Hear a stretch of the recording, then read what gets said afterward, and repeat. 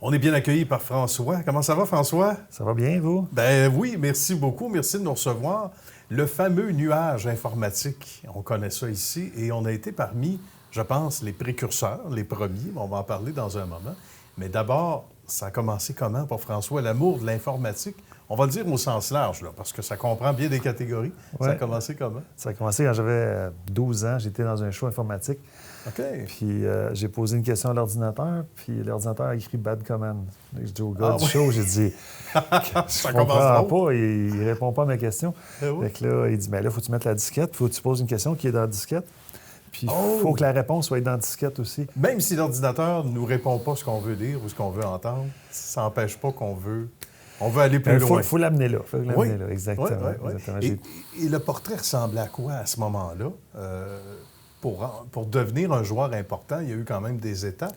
Comment on se faufile? Puis peut-être en sous-question, est-ce qu'il y avait un entrepreneur né au sein de François, caché quelque part, qui se disait, Exactement. moi, je vais faire quelque À chose? 16 ans, j'avais parti même avec un vestiaire de sous-sol d'église. J'avais vendu ça en entreprise. J'avais fait OK. plusieurs étapes. J'avais vendu des filtres d'eau à toute la famille. Tu sais. J'avais monté quelques entreprises déjà avant 20 ans.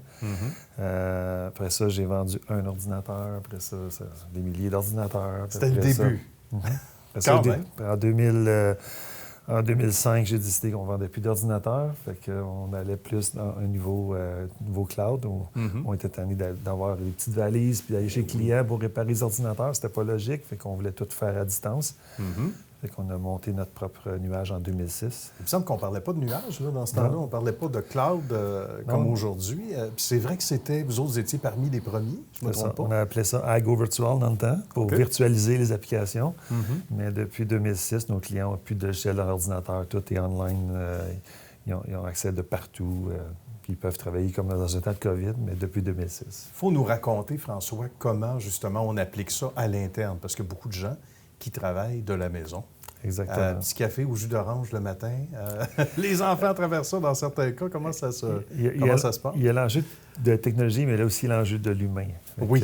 Ce qu'on fait, nous autres, dans notre cas, c'est qu'on prend l'environnement du client, on reflète comme un copier-coller de l'environnement du client, on met ça dans le cloud.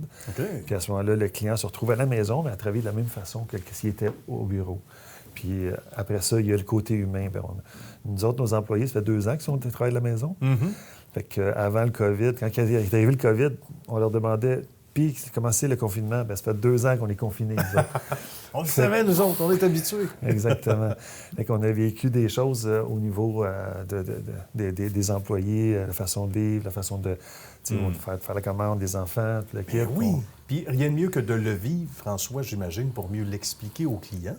Puis, ce ne sont pas que des clients d'ici. Les frontières s'agrandissent. Il faut nous raconter à quel point il y a des relations tout à fait extraordinaires, entre autres avec l'Afrique. Exactement. On a parti 2 centres de données en Afrique. On a une expérience pour un hôpital où on les aide à faire un cloud à l'intérieur de l'hôpital. On a aussi le Rwanda qu'on est en train de travailler pour pouvoir, les gouvernements, pour pouvoir implanter un cloud. Bien. Parce qu'au Rwanda, tu as une zone internationale où à partir de là, tu peux servir plusieurs pays d'Afrique qui ont les mêmes commandes-là. C'est ça. Puis aussi pour les employés, mais ce qui est vraiment important, parce qu'ils peuvent être, aujourd'hui, à cause de ça, les gens réalisent que les employés peuvent être de partout dans le monde. Bien voilà, c'est vrai. Mais les salaires ne sont pas les mêmes partout dans le monde. Effectivement. Donc là, il y a un travail à faire. Là. Exemple, là, j'ai un bureau au Cameroun où je peux avoir des employés à l'intérieur du bureau qui travaillent pour des compagnies canadiennes. C'est tout un ajustement quand même. C'est une façon, tu dirais, François, de regarder au-delà de l'horizon, de ce qu'on voit normalement. Parce que des fois, on a le nez collé à l'écorce, on ne voit pas la forêt, mais il faut être en avance, il faut voir ce qui se passe ailleurs, puis là, de commencer des calculs qui ne sont pas toujours faciles au début. Là. Exactement. C'est des risques. Des risques. On prend des risques. Ça prend 1 an et demi, 2 ans pour pouvoir s'installer dans un autre pays. Tu vois, quand on a ouvert aux États-Unis, ça a pris quasiment 1 an et demi, 2 ans avant que la roue soit partie. Maintenant, ça fait partie de 10 du chiffre d'affaires. Bien. C'est super intéressant. Fait que les gens doivent travailler de la maison. Qui travaillent de la maison, le plus important, c'est la communication. L'autre chose aussi, c'est que l'Horizo donne 10 des profits aux employés. Ah, d'accord. Donc, en partageant ça, c'est comme si j'avais tous des entrepreneurs avec moi qui veulent que ça avance, qui veulent voilà. que... Puis quand je veux engager, j'ai pas de misère à engager, ils vont aller chercher un ami qui est le meilleur parce que ça va les aider à être plus performants. Belle façon de motiver les troupes, hein? Exactement. C'est une belle stratégie, ça. Moi, Qu'est-ce que tu entends de la part de ta clientèle? Des gens internes, mais de la part de la clientèle, qu'est-ce qui revient souvent? Bien, c'est vraiment de pouvoir être accessible de partout. Supposons que tu vas ouvrir une nouvelle boutique. Okay? Ouais. Tu as 18 employés à engager. Bien, tu crées les employés dans ton portail, tu leur donnes les applications, tu leur donnes quoi qu'il y a accès, puis ils peuvent travailler le lendemain matin. Il n'y a pas besoin d'installer un laptop, pas besoin d'installer le logiciel dans un laptop, pas besoin d'installer un ordinateur, puis le technicien, puis le kit.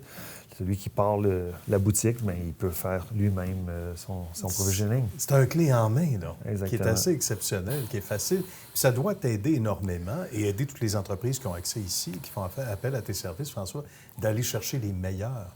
Parce que les meilleurs, des fois, pour des raisons physiques, géographiques, ne peuvent pas venir travailler chez toi normalement. Exactement. Alors que là, maintenant, c'est possible. Là. Exactement. Si tu es un scientifique dans un autre pays, tu peux l'avoir aujourd'hui au lieu de... Puis avec nous autres, bien, c'est pas juste Zoom, c'est tout l'environnement qui est accessible. Bien, mais c'est intéressant. On se sent déjà comme au bureau, mais à la maison.